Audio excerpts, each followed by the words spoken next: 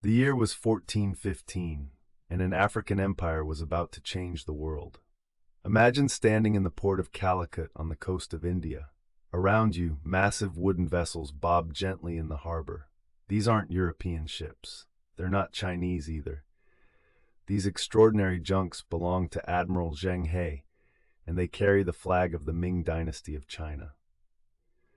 But what many people don't know is that among Zheng He's massive fleet sailed African merchants, scholars, and navigators.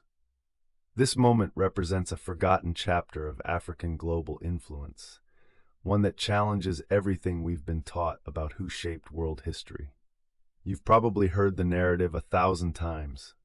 Africa was isolated. Africa had no advanced civilizations. Africa contributed nothing to the modern world.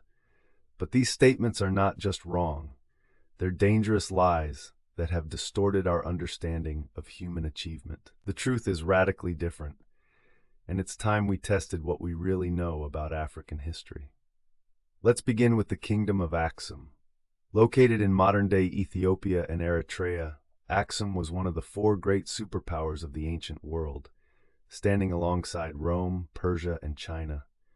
Between the 1st and 7th centuries, Aksumite emperors controlled vast trade networks across the Red Sea and Indian Ocean.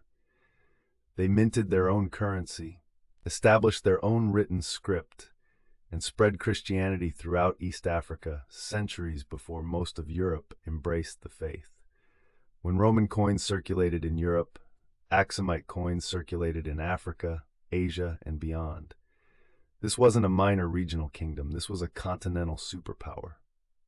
Now fast forward to the medieval period. We find ourselves in Mali, where Mansa Musa ruled during the 14th century. In 1324, Mansa Musa embarked on a pilgrimage to Mecca that would echo through history. He traveled with a caravan so massive and so wealthy that his journey destabilized the entire Mediterranean gold market. Imagine that. One African ruler's spending power was so extraordinary that it crashed economies across North Africa and Europe. He brought 60,000 people with him. 80 camels carried 4 pounds of gold each. When he reached Cairo, he spent so much gold that the price of gold itself collapsed. The impact was felt for a decade. Yet how many of us learned about Mansa Musa in school? Then there's the Great Zimbabwe. Between the 11th and 15th centuries, this magnificent city rose from the African interior. Its enormous stone structures, some walls reaching 30 feet high, showcase engineering brilliance that rivaled any medieval European construction. Great Zimbabwe controlled trade in gold, copper, and ivory across the Indian Ocean. Thousands of people lived in this thriving urban center. Archaeological evidence shows that inhabitants wore silk from China, pottery from Persia, and beads from India. Great Zimbabwe was cosmopolitan. It was connected. It was magnificent. Consider the Library of Timbuktu, established in the 14th century in Mali. This wasn't just a dusty collection of forgotten texts. At its height, over 700,000 manuscripts filled its shelves, more books than existed in most European cities at the same time. Scholars from across Africa, the Middle East, and beyond came to study mathematics, astronomy, medicine, and theology.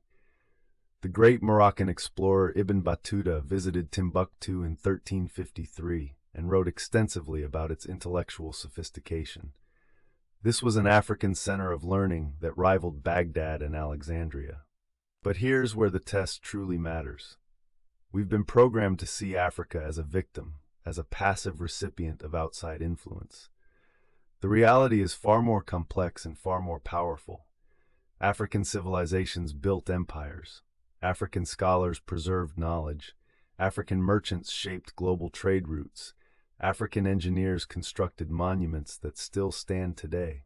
The question isn't whether Africa has history. Of course it does. The question is whether we have the courage to